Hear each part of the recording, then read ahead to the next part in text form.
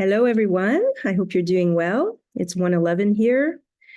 I'm just going to continue with the power of awareness, Neville Goddard.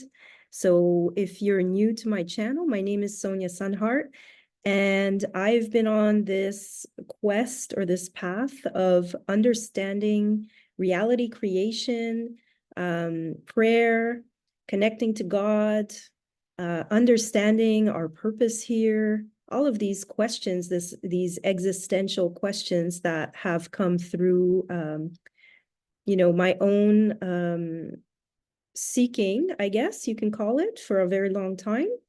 And I'm here to help empower humanity and anyone that's interested in these topics as well. So this is why I created my channel, Embodied Wisdom.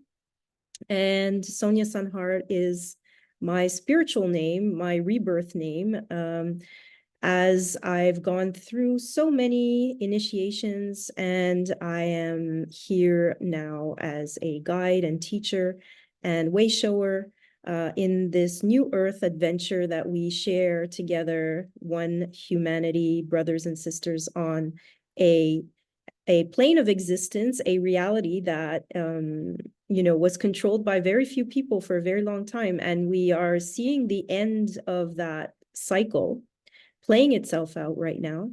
And we are here to create the new, to align with the frequency of love and above, and anything that has to do with the old paradigm, and also seeking external validation, external opinions from other people. We can see how fast we can have both realities coexist with each other, something that we give our power away to, or something inside of us, the kingdom of God within us, to help guide us on our path, on our life journey here. So that's why I have decided to create this channel and to dedicate my life to researching this, to exploring this, to writing about it, to speaking about it.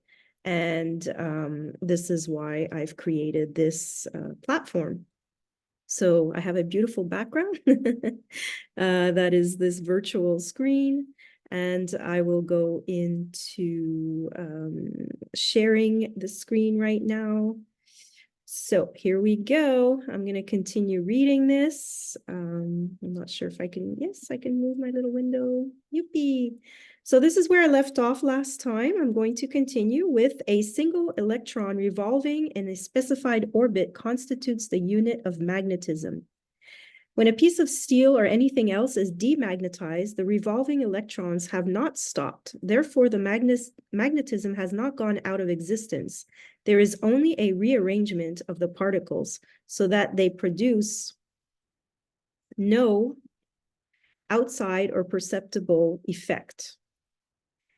So that's interesting. Think about that, magnetizing, creating, and if it's not activated, the creation's not happening. We're not able to magnetize what we need or desire to create the reality that we want.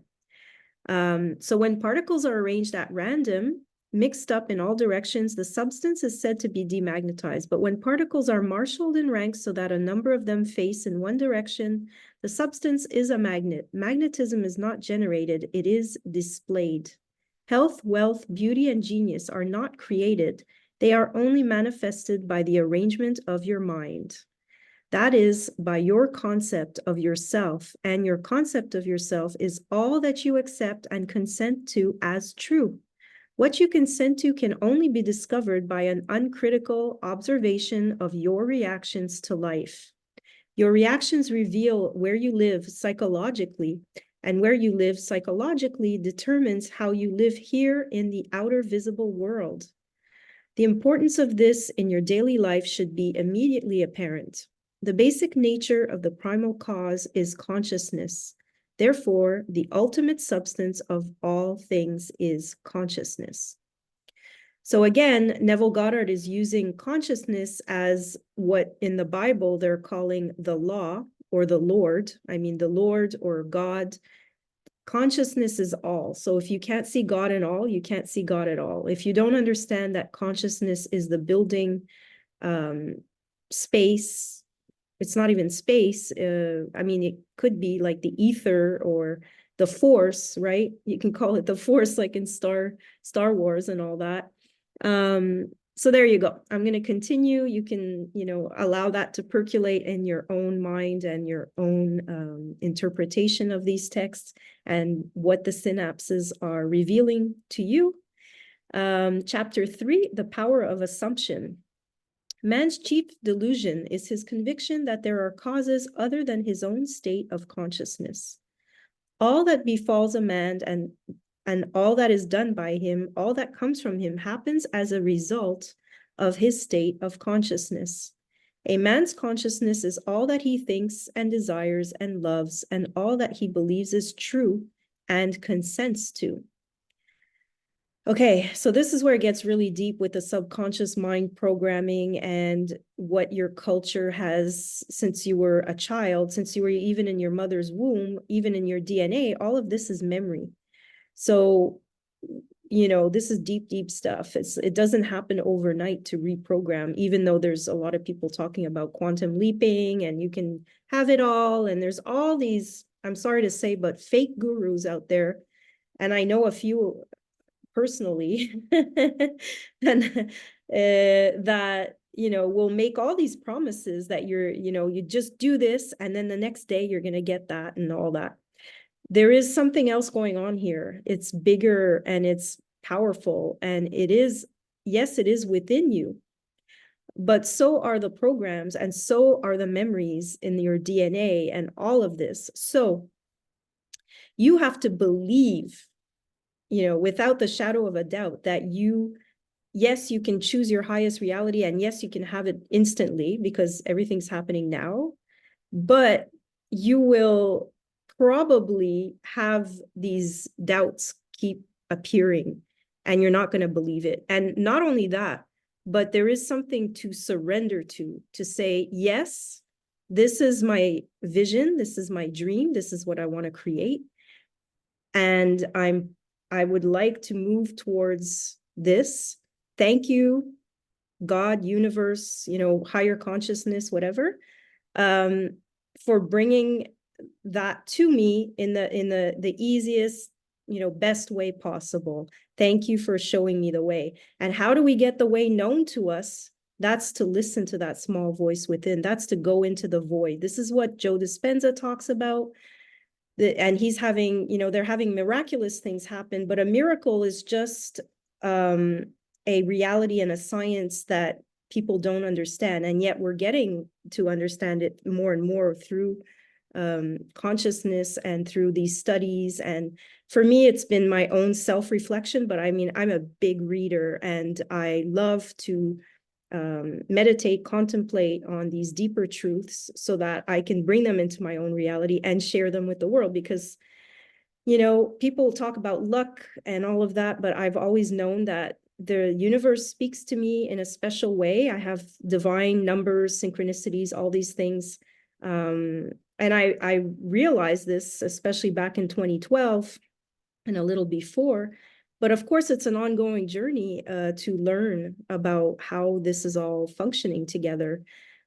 So that's why, I love what I'm sharing. And as I'm speaking, I'm realizing that I love to, integrate my own experience into these other teachings that are resonating deeply with me, with where I've come to understand at this state of my own consciousness. So hopefully this is assisting you as well. All that comes from him happens as a result of this state of consciousness. So a man's consciousness is all that he thinks and desires and loves, and all that he believes is true and consents to. That is why a change of consciousness is necessary before you can change your outer world. Rain falls as a result of a change in the temperature in the higher regions of the atmosphere. So, in like manner, a change of circumstance happens as a result of a change in your state of consciousness. Be ye transformed by the renewing of your mind. So there's another Bible scripture, Romans 12:2.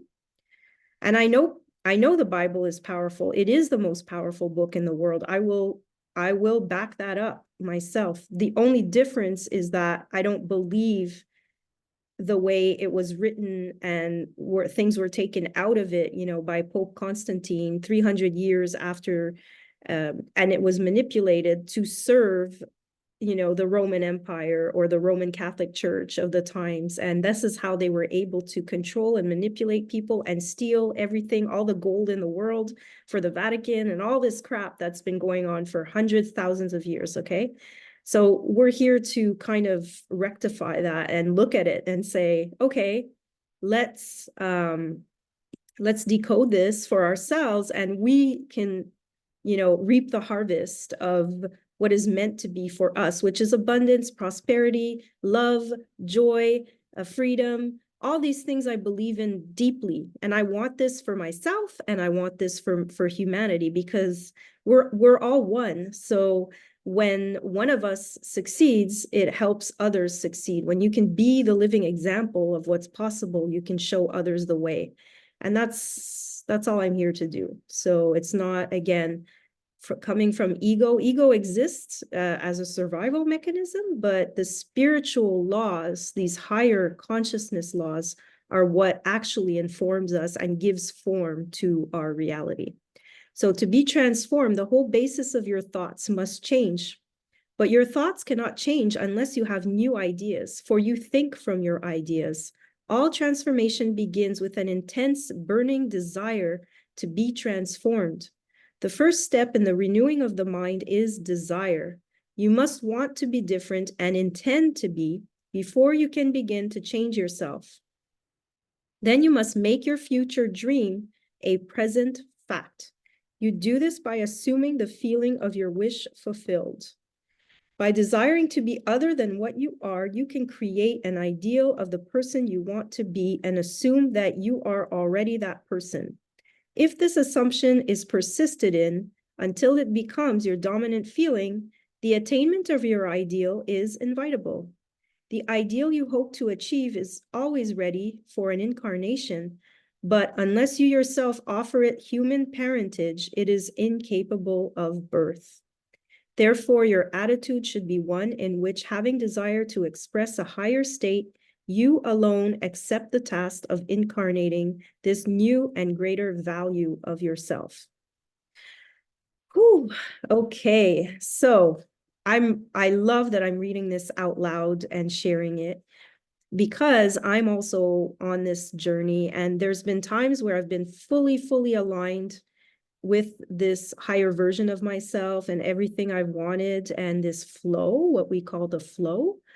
And other times where these older subconscious programs come in and sabotage things. They make you doubt. They make you, and it's the human part of ourselves. And people are in different places with that. And that's why we're not here to judge where people are on their journey, whether they're at the beginning and just starting to get, they're going to have their own experiences. And some people have total awakenings by going into deep depressions. People like Eckhart Tolle, that he was suicidal, and that's when he started getting these amazing God self realization and all that. So, we're all on the journey, and it's to look at yourself and to be 100% honest with yourself. Is this the highest version of myself? Am I making the choices and beliefs about myself? And if not, what do I need to do that? And you can ask in meditation, and then I journal every single day, in the morning and often at night. And it's to clear my ideas. And because I have a lot of creative ideas, I know that so many things are possible, and I want to do all these things. And there's only again, time is a whole construct, but you have to organize and focus on what you want to create, because it can be overwhelming to know that you can create all these things and then do a little bit, but none of it actually gets fully done. And so that's been my issue, because I'm very creative. And I'm a manifesting generator in human design, but that's a whole other topic. Okay, so let's go. In giving birth to your ideal, you must bear in mind that the methods of mental and spiritual knowledge are entirely different. So again, we think mental is the most powerful thing, but it's only powerful when it's linked to your spiritual connection. This is a point that is truly understood by probably not more than one person in a million. Maybe now it's a lot more people than this when this was written. I believe so. You know a thing mentally by looking at it from the outside, by comparing it with other things. So this is also, Einstein's theory of relativity. Everything exists only relative to something else, which is this comparison thing and the duality thing, and it's a construct. So, but anyways, by analyzing it and defining if by thinking of it, whereas you can know a thing spiritually only by becoming it and only by thinking from it. So again, it's not things happening outside to you, it's happening from you, through you, and then being reflected outside. So again, flipping our script of what we believe reality to be. It's huge, and quantum physics is amazing in this way. When the more you start to really understand it, it's like mind blowing. And I'm still getting my mind blown every day. But when you must be the thing itself and not merely talk about it or look at it. You must be like the moth in search of his idol, the flame, who spurred with true desire, plunging at once into the sacred fire, folding his wings within till he became one color, one substance with the flame. He only knew the flame who in it burned, and only he could tell who never to tell returned. So that's like a little poem. Just as the moth in his desire to know the flame was willing to destroy himself, so must you, in becoming a new person, be willing to die to your present self. So this is the true meaning of Christ. When Christ died on the cross, or the whole resurrection story is about this. This has been the ongoing story throughout all the scriptures as well. You have to die to who you were to be reborn again into who you actually are, which is a God, divine, sovereign soul, eternal soul. That's what Christ's teachings are all about. So you must be conscious of being healthy if you know what health is. You must be conscious of being secure if you are to know what security is. Therefore, to incarnate a new and greater value of yourself, you must assume that you already are what you want to be, and then live by faith in this assumption, which is not yet incarnate in the body of your life, in confidence that this new value or state of consciousness will become incarnated through your absolute fidelity to the assumption that you are that which you desire to be. This is what wholeness means, what integrity means. They mean submission of the whole self to the feeling of the wish fulfilled, in certainty that the new state of consciousness is the renewing of mind which transforms. There is no order in nature corresponding to this willing submission of the self to the ideal beyond the self. Okay, so that's some deep stuff already to kind of let percolate and contemplate on. It's one thing to have information, but it's another to actually digest it.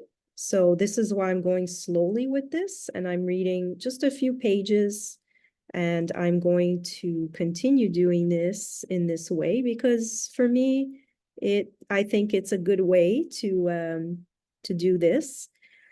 And I'm continuing myself on this journey of exploring,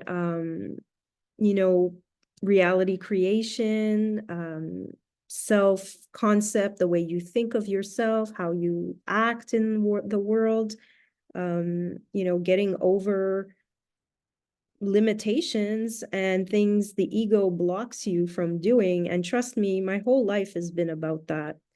when you're really shy and again, shyness is just some like not comfortable with expressing yourself in front of other people. And this is why I started my channel a few years ago, because I didn't really know how to do that. And only when I was really passionate about something, for example, at the time I was into organic farming, gardening, I still am, but in a different way. But back then I just got really passionate about, making sure that everybody gets organic food and we should all have access to it. And I still believe that but that's a whole thing with the way our systems were constructed by cons. Anyways, I'm not going to get into that. But the reality is there is enough for everyone's need, but not everyone's greed, which is what Gandhi said. And I always believe that. But these systems have made it in that there's not enough, and especially with the monetary systems, the way they're run, and everybody knows that, but we're all kind of stuck in it. And now that's shifting rapidly as well. And, digital currency and Bitcoin and all that, this like the BRICS and all these things are going to be changing the landscape of our financial, that reality creation is shifting now. And we don't know what's coming, but all I want to say is tune into yourself, to your own guidance, because you came here knowing that you're going to be immersed in a physical world that seems so real and overwhelming, but deep down inside, you have the answers for your own path to salvation, to your own freedom. That's all within you. That's what Christ was talking about. So we are the ones we've been waiting for, and that's it. So thanks for listening, and I'll be back soon. Bye.